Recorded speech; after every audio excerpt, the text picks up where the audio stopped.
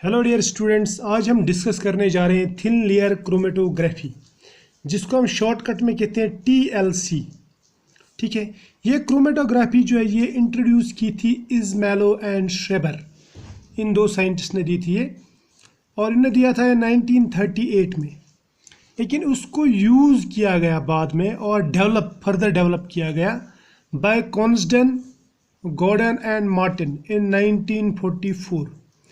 इन्होंने इसको further develop किया और दुनिया के सामने लाया। ठीक है, लेकिन एनालिटिकल केमिस्ट्री में एज प्रोसीजर, यानी एनालिटिकल केमिस्ट्री के लिए जो इसका एक स्टैंडर्ड बनाया गया वो बनाया स्टाल ने इसको एनालिटिकल केमिस्ट्री के लिए एक प्रोसीजर बनाया और इसके फर्दर डिटेल्स वगैरह दिए और गाइडलाइंस इसकी प्रोवाइड की। क्लियर कि इसको कैसे यूज़ किया जा सकता है, ठीक है, और कहाँ कहाँ पे यूज़ किया जा सकता है।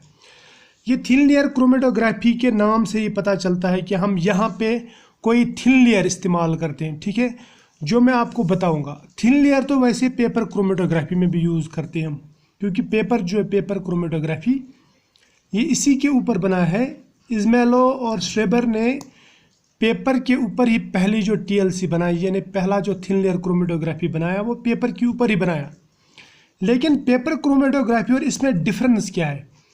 पेपर क्रोमेटोग्राफी में हम सीधा पेपर लटका देते हैं, ठीक है, लेकिन इज़मेलो एंड श्रेबर ने पेपर किसी गिलास शीट पे या प्लास्टिक शीट पे या एल्युमिनियम शीट पे पहले चिपकाया, उसके बाद में यूज़ किया, यानी उसको सपोर्ट दिया।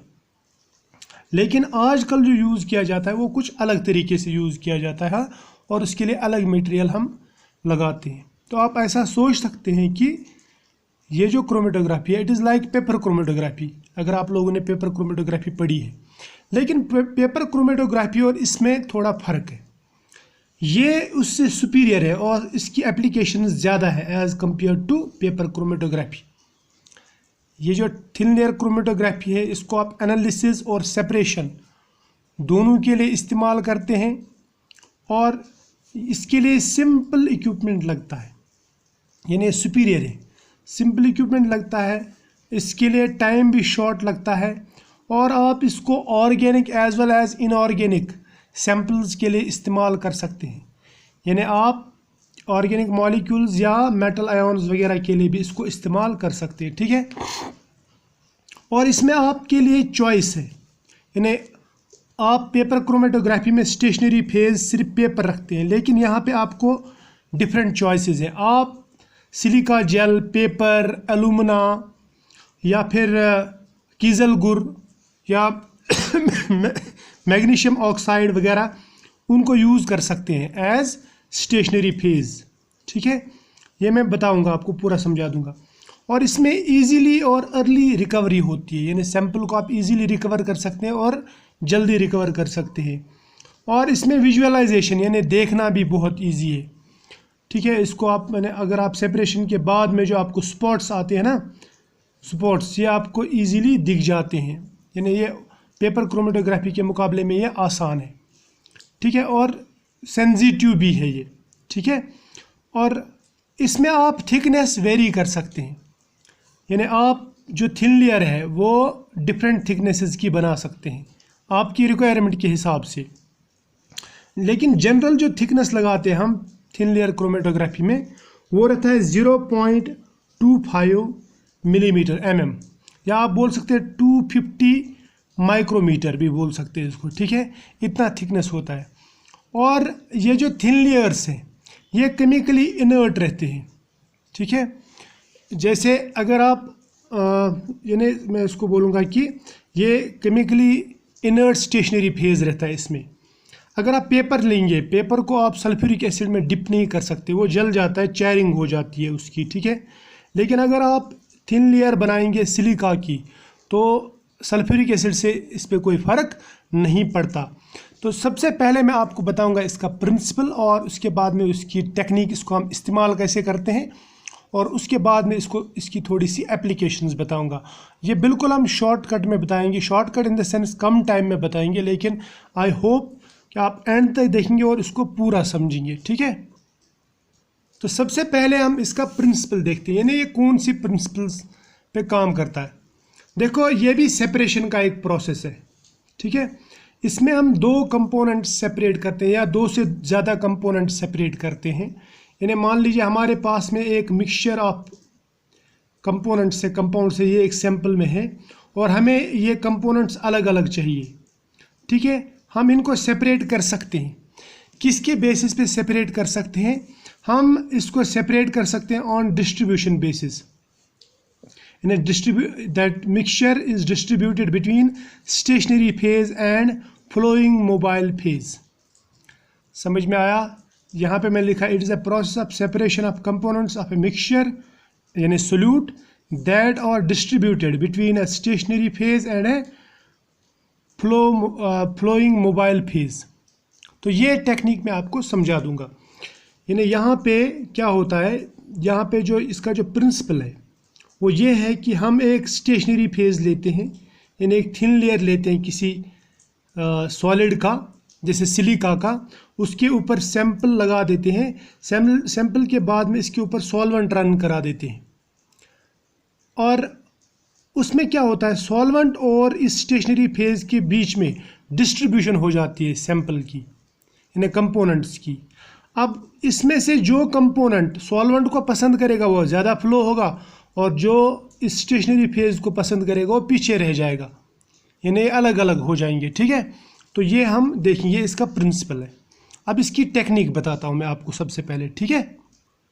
देखो सबसे पहले प्रोसीजर देखेंगे, टेक्निक इसकी हम देखेंगे कैसे इस्तेमाल करते हैं, प्रोसीजर क्या है इसका। देखो हम कोई ऐसा शीट लेते हैं, जैसे शीट एक लेंगे, शीट, ये शीट प्लास्टिक का भी हो सकता है, ये शीट एल्यूमिनियम का भी हो सकता है, ठीक है, ये गिलास का भी हो सकता है। कोई भी शीट लेंगे, थिन शीट एक लेंगे, इस शीट के ऊपर हम पॉलिश कर देते हैं, ठीक है। ये हो गया शीट, ठीक है। इसके ऊपर स्टेशनरी फेज का पॉलिश कर देते हैं, स्टेशनरी फेज, इसका क्या करते थे हम, पॉलिश, यानी स्टेशनरी फेज इसके ऊपर चिपका देते हैं। ये स्टेशनरी फेज क्या क्या रह सकता है, जैसे इसमें रह सकता है सिलिका SiO2, ठीक है, एलुमिना, इसका पाउडर हम इस्तेमाल करें, फाइन ग्रेन्स, फाइन पाउडर लेते हैं हम इसका। जिस तरह आपने आटा देखा होगा वैसे ही आप समझ लो फिलहाल क्रूड लैंग्वेज में, या फिर कीजल गुड़, या फिर सेलुलोज एक्स्ट्रा सेलुलोज, या फिर मैग्नीशियम ऑक्साइड MgO, यह आप ले सकते हैं। यह है स्टेशनरी फेज, इसका पाउडर हम लेते हैं। इस पाउडर को किसी सॉल्वेंट में पहले डिज़ोल्व करते हैं। जैसे अगर हम आटे को पानी में मिला देंगे तो वहाँ पे स्लरी बन जाती है। क्या बन जाती है? स्लरी। यानी मैं लूँगा यहाँ पे पाउडर, ये जो पाउडर है ये इसको मैं बोलूँगा पाउडर, ठीक है, ये याद रखना। पाउडर का मतलब है इनमें से कोई भी एक चीज़। सपोज मैं लूँगा पाउडर ऑफ SiO2, ठीक, ये लिया पाउडर। इस पाउडर को डालूंगा मैं सॉल्वेंट में, प्लस ऐड कर दूंगा सॉल्वेंट। जैसे जनरली क्या करते हैं हम, जनरली हम सॉल्वेंट लेते हैं, मैं यहाँ पे कहूँगा जनरली हम लेते हैं सॉल्वेंट क्लोरोफॉर्म CHCl3, या कभी कभी इसके साथ में मिथेनॉल भी डाल देते हैं, ठीक है। ये होगा, ये इसके साथ में डिज़ोल्व तो नहीं होता लेकिन स्लरी बन जाती है। जिस तरह अगर आप आटे को पानी में डाल देंगे थोड़ी देर, या चॉक को पानी में डाल देंगे तो वहाँ पे स्लरी बन जाती है, ठीक है, एक पेस्ट जैसा बन जाता है। क्लियर?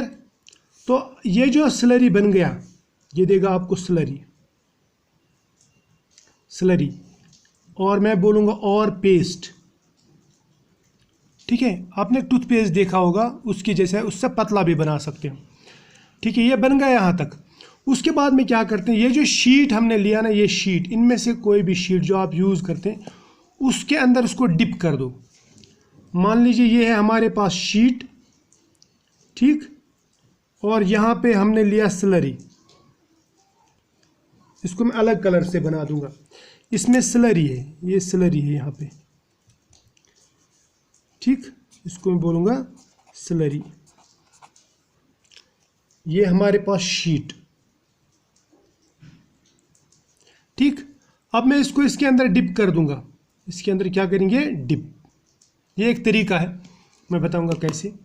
डिप करने के बाद में क्या होगा, ये स्लरी इसके ऊपर चिपक जाएगी, है ना। डिप करने के बाद में आपको इस तरह का एक ये मिलेगा, आपको मिलेगा ये शीट इस तरह। ये मान लीजिए शीट है और इसके ऊपर ये स्लरी पूरा चिपक जाएगी। क्लियर, ये चिपक जाएगी यहाँ तक, दोनों तरफ से चिपक जाएगी, क्योंकि हमने इसको डिप किया।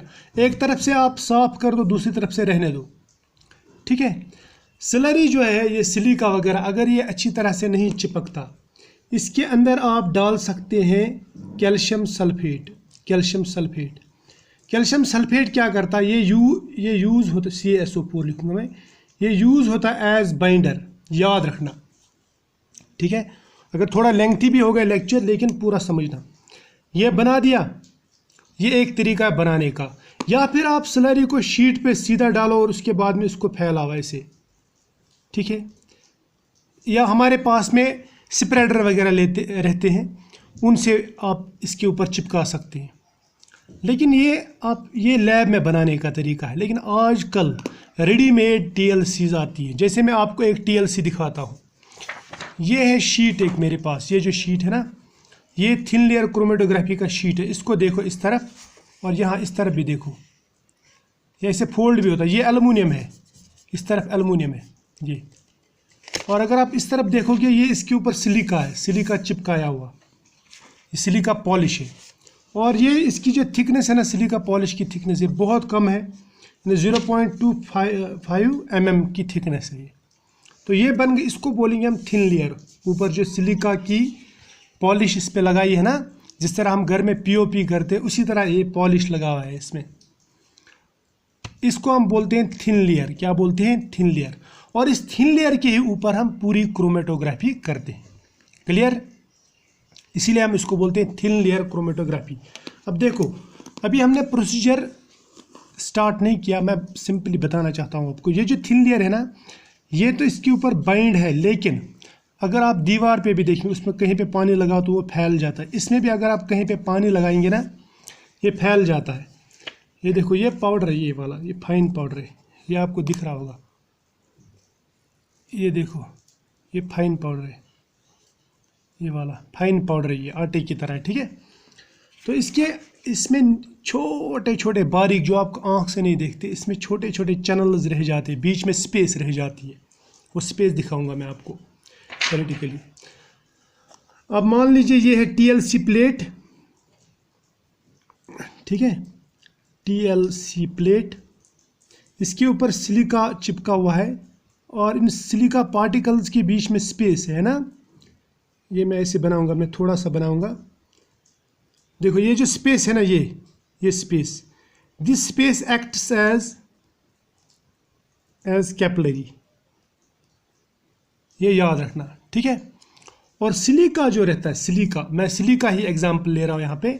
सिलिका पोलर है, तो यहाँ पे लिखूंगा मैं सिलिका यानी SiO2 जो पाउडर है, ये पोलर इन नेचर है। It is polar in nature, polar. समझ में आया? अब आप पूरा समझ गए होंगे कि ये क्या है। अब ये जो सिलिका इसके ऊपर चिपका हुआ है, इसको मैं बोलूँगा स्टेशनरी फेज। ये सॉलिड है। स्टेशनरी फेज का मतलब होता है रुका हुआ। समझ में आया ना?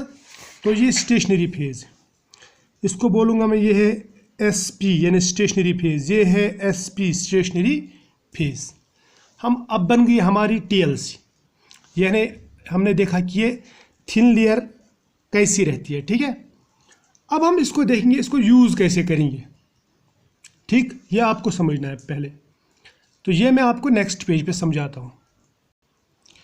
अब देखो, हम TLC है ना, अपने हिसाब से जिस तरह जैसी ज़रूरत है उसी के हिसाब से हम TLC काटेंगे। यानी जो शीट मैंने आपको दिखाया, इसमें से कुछ हिस्सा काटेंगे, या पूरे शीट को भी इस्तेमाल कर सकते हैं, लेकिन ज़रूरत के हिसाब से, बचत के हिसाब से, ठीक है। ये मान लीजिए ये है TLC,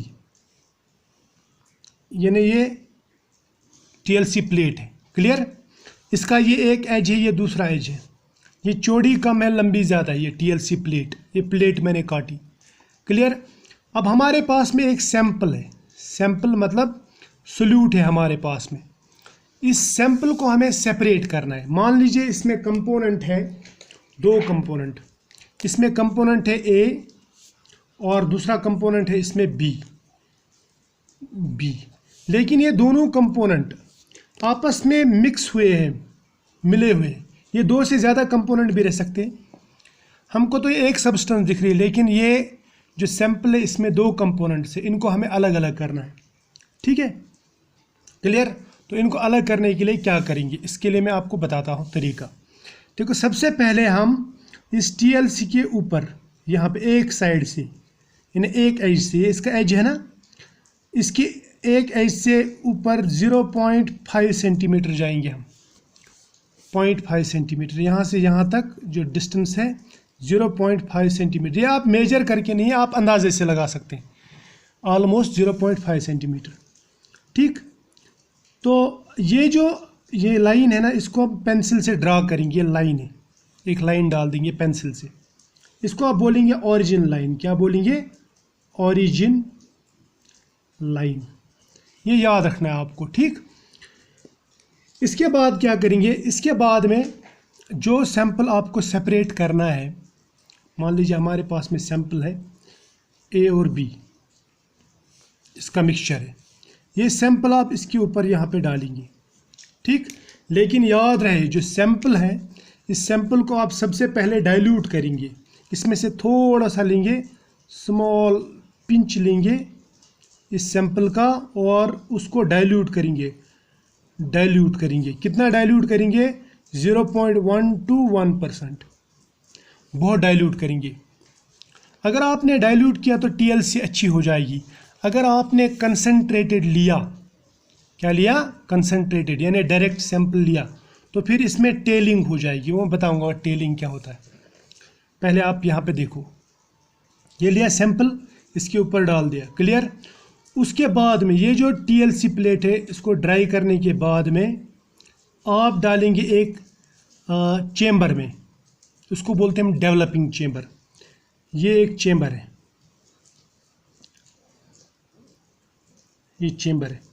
ठीक, इसको मैं बोलूँगा डेवलपिंग चेम्बर। देखो ये चेम्बर क्या होता है, इस चेम्बर में यहाँ पे सॉल्वेंट रहता है।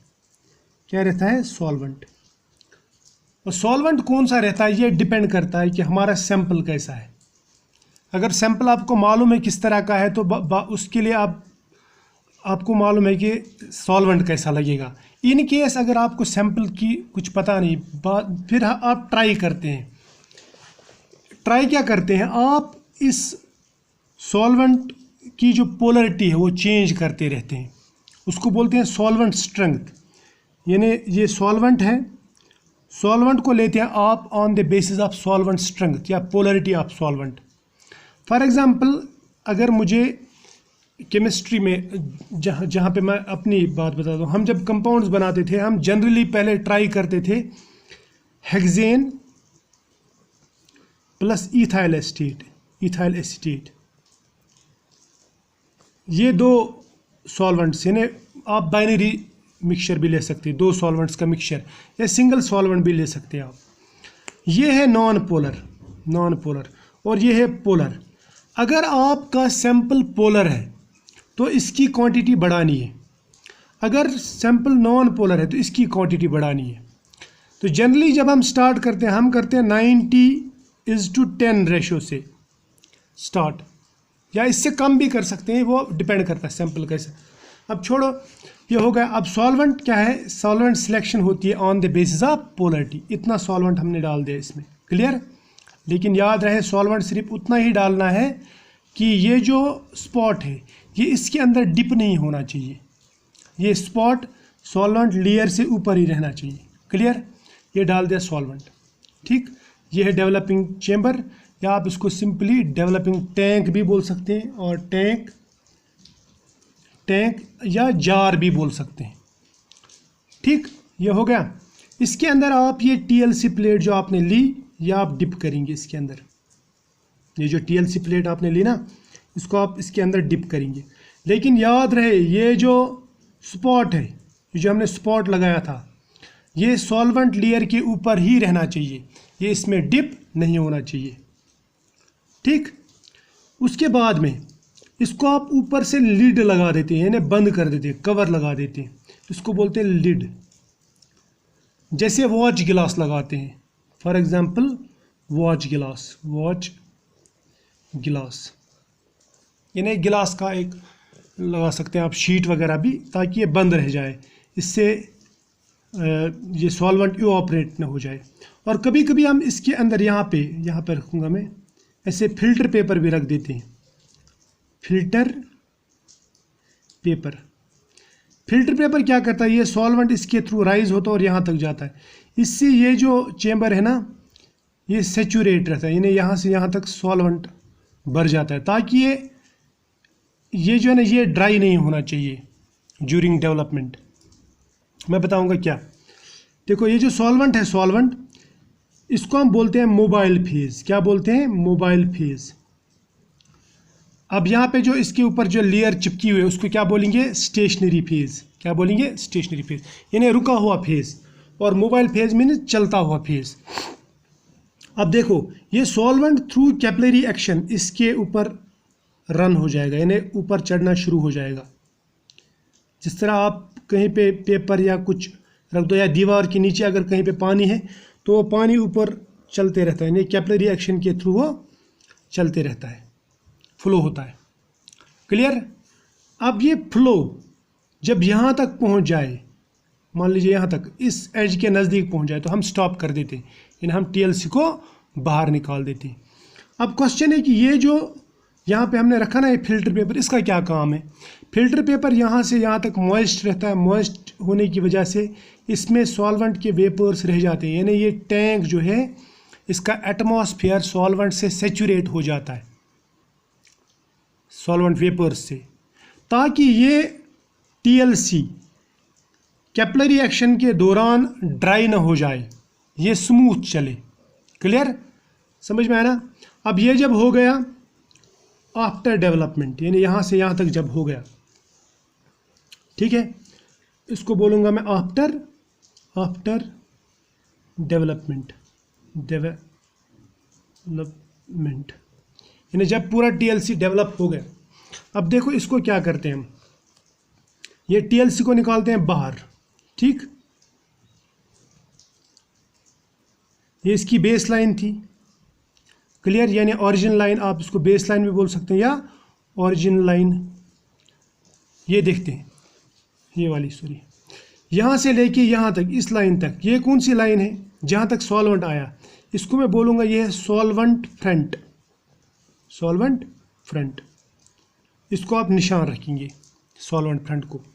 उसके बाद में आपको जो स्पॉट्स हैं, ये जो यहाँ पे मिक्सचर था, आपको A और B का मिक्सचर दिया था मैंने, वो A और B का मिक्सचर इस तरह जाएगा। मान लीजिए ये A है, ये यहाँ पे आ गया, यहाँ पे, और B जो है वो यहाँ आ जाएगा। ये डिपेंड किस पे करेगा कि कौन ऊपर जाएगा और कौन नीचे जाएगा। देखो जो सिलिका के ऊपर ज़्यादा चिपकेगा, सिलिका के ऊपर ज़्यादा चिपकेगा, यानी जिसको स्टेशनरी फेज से ज़्यादा मोहब्बत होगी, वो स्टेशनरी फेज के ऊपर रह जाएगा, चिपकेगा, वो जल्दी भागने की कोशिश नहीं करेगा। लेकिन जिसको स्टेशनरी फेज से मोहब्बत नहीं है, जिसको सॉल्वेंट से मोहब्बत है, वो सॉल्वेंट के साथ में ज़्यादा बह जाएगा। तो मैं ये कहूँगा कि इसको, इसकी जो एफिनिटी है, more affinity for stationary phase, जबकि इसकी एफिनिटी किसके साथ ज़्यादा है? More affinity for mobile phase. Mobile phase यानी जो मोबाइल फेज को पसंद करेगा वो मोबाइल फेज के साथ में ज़्यादा भागने की कोशिश करेगा, इसको सिलिका भी रोकने की कोशिश करेगा। और जो इसको पसंद करेगा, किसको? स्टेशनरी फेज को, यानी सिलिका को, तो वो पीछे रह जाएगा, यानी पोलर सब्सटेंस पीछे रह जाएगी और नॉन पोलर सब्सटेंस ऊपर चली जाएगी। ठीक है, तो मैं फिर बोलूँगा कि A इज़ मोर पोलर, ए जो है यहाँ पे, ए को हमने ब्लू में रखा था ना, ए इज मोर पोलर, और बी जो है, B is less polar, less polar. More polar पीछे रह जाएगा, लेस पोलर ऊपर चला जाएगा। क्लियर? ये हो गई टीएलसी। अब ये हो गया पूरा डेवलप, इसको हमने ड्राई किया। ड्राई करने के बाद में क्या करेंगे हम, देखो ड्राई करने के बाद में क्या करते हैं, उसके बाद में ये जो स्पॉट्स है ना, ये आपको ऐसे दिखते नहीं, कभी कभी दिख जाते हैं लेकिन आम तौर पे दिखते नहीं। तो इसके लिए हमें करना पड़ता है विजुअलाइजेशन। क्या करना पड़ता है? विजुअलाइजेशन। अब ये जो विजुअलाइजेशन, इन्हें देखना, स्पॉट्स को देखना कि कौन सा स्पॉट कहाँ पे है, ये हम दो तरीक़ों से करते हैं। एक रहता है फिजिकल और दूसरा रहता है chemical. Physical visualization and chemical visualization. Physical visualization में बहुत सारे मेथड्स हैं, लेकिन मैं आपको एक मेथड बताऊंगा जो हम लेबॉर्ट्री में आम तौर पर इस्तेमाल करते हैं, जो आम लेबॉर्ट्रीज में इस्तेमाल करते हैं। फिजिकल विजुअलाइजेशन जो रहता है ये है अंडर यूवी, यानी आप अल्ट्रावायलेट रेज के अंदर, अल्ट्रावायलेट लाइट के नीचे इसको देखो तो आपको स्पॉट्स दिख जाएंगे। जो ही आपको स्पॉट्स दिख गए ना, तो आप इन स्पॉट्स को निशान रख दो, पेंसिल से निशान कर दो। ठीक है, ये हो गया अंडर अल्ट्रावायलेट रेडिएशंस। अब केमिकल विजुअलाइजेशन क्या है? हम केमिकल विजुअलाइजेशन का मतलब रहता है कि हम कोई ऐसा केमिकल इसके ऊपर छिड़कते हैं, स्प्रे करते हैं, या किसी केमिकल में डिप कर देते हैं जिसके साथ ये जो स्पॉट्स हैं ये कलर्ड बन जाएं। समझ में आया ना? यानी जिसके साथ में रिएक्ट होने के बाद में ये जो स्पॉट्स हैं ये कलर्ड बन जाएं। यानी हम यहाँ पे केमिकल का इस्तेमाल करते हैं, केमिकल स्प्रे करते हैं। मैं आपको कुछ केमिकल्स दिखाऊंगा यहाँ पे, जिससे आपको समझ में आ जाएगा कि ये क्या है। ठीक है, क्लियर? या आप पहले देखो। अब यहाँ पे देखो, यहाँ पे मैंने लिखा है पहले यूवी लाइट।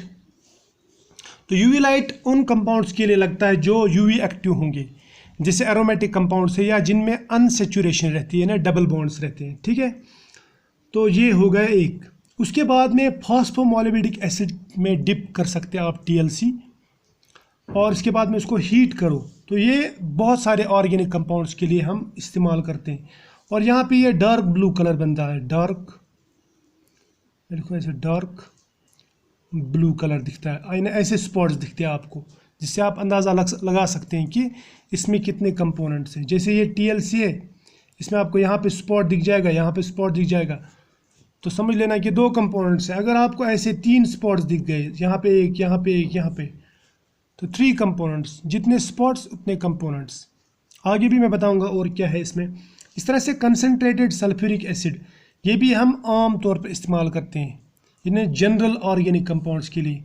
यहाँ पे ये चायरिंग करता है तो ब्लैक कलर दिखेगा। ठीक है, ब्लैक कलर दिखता है जनरली। ठीक है, क्लियर? अब और एक चीज़ है आयोडीन वेपर्स, यानी हम आयोडीन चेम्बर में TLC को डालते हैं और हमको ऐसा ब्राउन कलर का, मैं बोलूँगा ब्राउन बोलूँगा मैं, हमको ब्राउन कलर के स्पॉट्स दिखते हैं। यानी ये जो सैम्पल स्पॉट्स है ना, जो कंपोनेंट्स के स्पॉट्स हमको TLC पे आएंगे अलग अलग, वो ब्राउन दिखेंगे। इसी तरह से निनहाइड्रिन अमाइनो एसिड्स और अमाइन्स के लिए इस्तेमाल किया जाता है।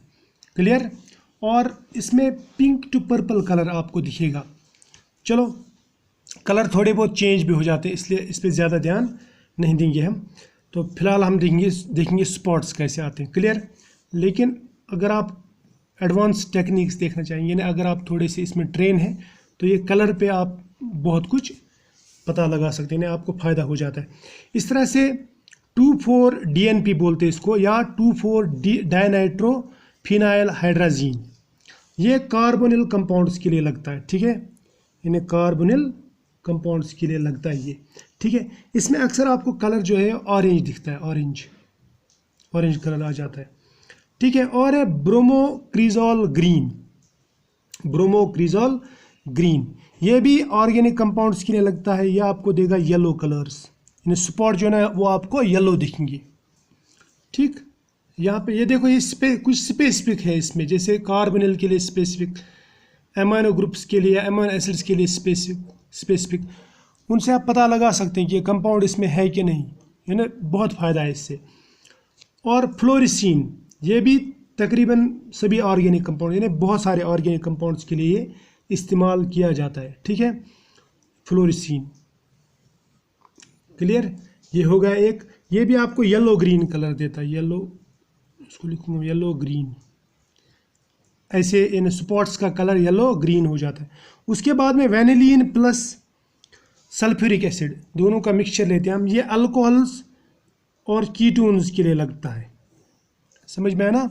अल्कोहल्स और कीटोन्स का अगर हमको डिटेक्शन करना हो तो ये इसके लिए लगता है। यानी अगर आपको TLC में देखना है इन स्पॉट्स में से कोई अल्कोहल या कीटोन है कि नहीं, आप उसको वैनिलीन प्लस सल्फ्यूरिक एसिड में डिप करो और आपको कलर के हिसाब से पता चल जाएगा कि ये है क्या, क्लियर। ठीक, इस तरह से ये इसमें आपको ब्लू, ग्रीन या कभी कभी पिंक कलर भी दिखता है। पिंक कलर तो वेरी होते रहते हैं, यानी अगर आपको वेनिलीन के साथ में कोई कलर आ रहा है, कोई स्पॉट कलर्ड आ रहा है, तो समझ लेना वो स्पॉट या तो अल्कोहल या फिर कीटोन है। अब और एक है रोडामिन बी, ये भी एक विजुअलाइजेशन एजेंट है, बोलूँगा विजुअलाइजेशन केमिकल है। ये लिपिड्स के लिए, यहाँ पे लिखूँगा मैं लिपिड्स के लिए इस्तेमाल किया जाता है, फैट्स के लिए। ये आपको रेड फ्लोरेसेंस देता है। क्या देता है? Red fluorescence. अगर आपको रेड फ्लोरेसेंस आ गई, समझ लेना ये इनमें से ये स्पॉट क्या है, ये लिपिड है, लिपिड। और फेरिक क्लोराइड फिनॉल्स के लिए लगता है, फेरिक क्लोराइड, समझ में आया। तो ये फिनॉल्स के लिए हम इस्तेमाल करते हैं। अब ये सभी जो मैंने आपको दिखाया, ये इसके अलावा भी और सारे कंपाउंड्स हैं, और सारे केमिकल्स हैं जो आप विजुअलाइजेशन के लिए इस्तेमाल कर सकते हैं। समझ में आया ना। तो ये हो गया विजुअलाइजेशन। अब विजुअलाइजेशन के बाद में आपको जो TLC यहाँ पे मिल गई, TLC, इसमें आपको मालूम है कि ये बॉटम लाइन है जहाँ पे आपने स्पॉट्स लगाए थे एक्चुअली, है ना। यहाँ पे मान लीजिए आपने स्पॉट्स लगाए थे और बाद में आपको ये स्पॉट्स, एक स्पॉट आपको ऊपर दिखा और दूसरा स्पॉट आपको नीचे दिखा, ठीक। और ये जो है ये आपका सॉल्वेंट फ्रंट है। याद रखना कि सॉल्वेंट ऊपर नहीं जाना चाहिए। उसके बाद में आप क्या करते हैं, आप ये यहाँ से यहाँ तक जो डिस्टेंस है ये मेजर करते हैं, इसको बोलते हैं सॉल्वेंट फ्रंट। क्या बोलते हैं? Solvent front, clear. ये मान लीजिए हमारे पास A है, ये है B, राइट। उसके बाद में इस लाइन से लेके यहाँ तक, इस A के स्पॉट तक जो डिस्टेंस आएगी उसको बोलूँगा मैं solute front, solute front of A। इसके बाद में यहाँ से लेके यहाँ तक जो डिस्टेंस है इसको मैं बोलूँगा solute front of B, right. ये फ्रंट आप मेजर करेंगे, समझ में आया। उसके बाद में इसका RF वैल्यू देखेंगे, RF वैल्यू, ये याद रखना, ठीक है। RF वैल्यू क्या रहता है? RF वैल्यू रहता है distance travelled bye solute divide by distance travelled bye solvent, ठीक है। जैसे यहाँ पे अगर इसका आप RF वैल्यू, आप क्या बोल सकते हैं इसमें RF वैल्यू किसका ज़्यादा है? देखो ये B ने इतना डिस्टेंस कवर किया तो B की डिस्टेंस ज़्यादा है, A की डिस्टेंस कम है, इसका मतलब इसका RF वैल्यू ज़्यादा है, इसका RF वैल्यू कम है। या मैं इसको बोलूँगा ऐसा, RF value means solute front divide by solvent front, समझ में आया ना। Solute front divide by solvent front, या मैं बोलूँगा RF यानी रिटेंशन फैक्टर जिसको आप बोलते हैं, मैं बोलूँगा solute front divide by solvent front. जैसे RF वैल्यू ऑफ B अगर हमें देखना है तो मैं बोलूँगा solute front of B divide by solute front of solvent front of जो हमने सॉल्वेंट यूज़ किया, क्लियर, समझ में आया ना। शाबाश। अब देखो, अगर हमें किसी सैंपल में देखना है कि इसमें फलानी चीज़ प्रेजेंट है कि नहीं, सपोज़ मुझे मेरे पास में एक सैंपल मिक्सचर है, उसमें मुझे देखना है सपोज़ इसमें बेंजोइक एसिड प्रेजेंट है कि नहीं या एनिलीन प्रेजेंट है कि नहीं। ठीक है, तो मैं क्या करूँगा, सपोज़ इसमें बेंजीन के साथ नाइट्रोबेंजीन है, या सपोज़ मुझे फिनॉल देखना है, नाइट्रोफिनॉल उसमें। ठीक है, सपोज़ फिनॉल प्लस नाइट्रोफिनॉल का मिक्सचर है, नाइट्रोफिनॉल, और भी कुछ फिनॉल्स हैं, अमाइनोफिनॉल वगैरह जो भी है, उसमें मुझे देखना है सपोज़ सिर्फ फिनॉल प्रेजेंट है कि नहीं, सिर्फ फिनॉल ये देखना है मुझे। तो मैं क्या करूँगा, देखो मैं एक TLC लूँगा, TLC प्लेट, इसके ऊपर मैं स्पॉटिंग करूँ, पहले लाइन डालूँगा इसके ऊपर, उसके बाद स्पॉट लगाऊँगा। किसका स्पॉट? सैंपल का, सैंपल। ठीक, सैंपल का स्पॉट डालने के बाद मैं दूसरा स्पॉट लगाऊंगा यहाँ पे, standard spot, standard spot of phenol, क्योंकि मुझे फिनॉल डिटेक्ट करना है ना। क्लियर, शाबाश। उसके बाद मैं इसकी TLC करूँगा, यानी उसको डेवलप कराऊंगा, सॉल्वेंट में डालूंगा। अब ये जो सॉल्वेंट हम लेते हैं, मैंने आपसे कहा कि ये सॉल्वेंट लेते हैं हम on the basis of solvent strength. Solvent जो है, सॉल्वेंट लेते हैं on the basis of solvent strength. Solvent strength मतलब सॉल्वेंट पोलरिटी, और इसको मैं और बोलूँगा इल्यूटिंग पावर, इल्यूटिंग पावर,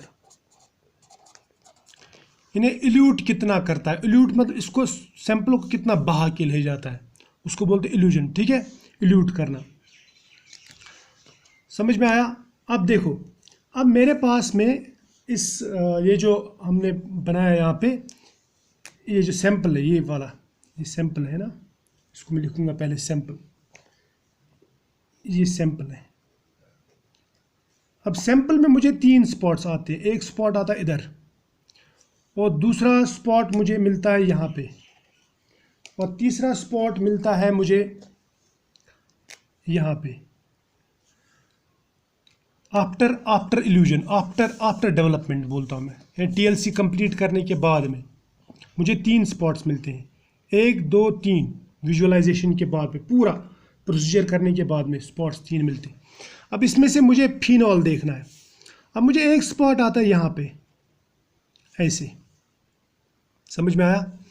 ये बिल्कुल इसकी सीध में आ रहा है, इसका मतलब इन दोनों का RF वैल्यू सेम होगा। तो RF वैल्यू की बेसिस पे आप बता सकते हैं कि इसमें कौन सा प्रेजेंट है और कौन सा एब्सेंट है। RF वैल्यू ज़रूरी है, ठीक है। तो अगर आपको RF वैल्यू पता चल गया, आप बता सकते हैं कि इसमें ये सैंपल प्रेजेंट है कि नहीं। क्लियर। अब सपोज़ ये होगा एक चीज़।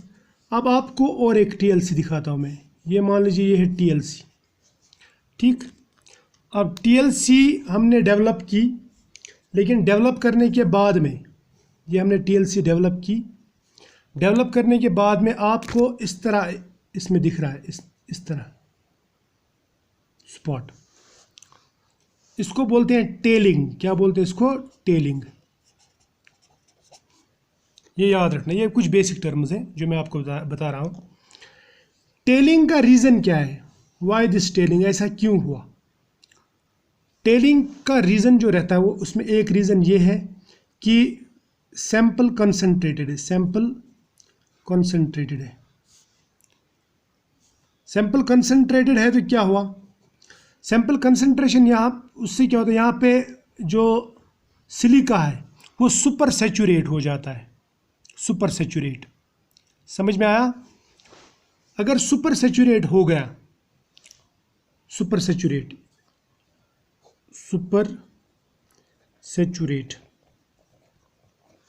हो गया तो उससे टेलिंग हो जाती है। यानी अगर आपने सैंपल ज़्यादा डाल दिया, इसलिए इसको डाइल्यूट करना ज़रूरी है। Therefore dilution is must, dilution is must.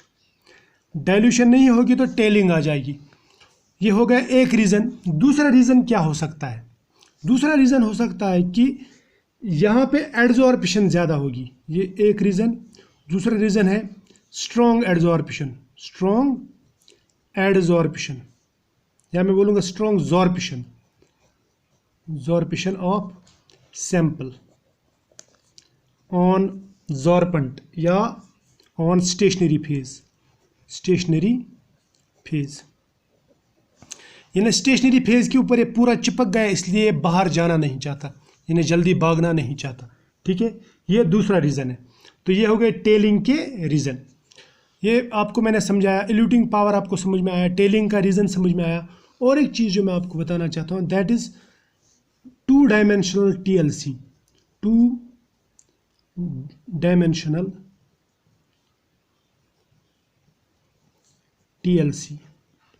ये 2 डायमेंशनल TLC क्या है?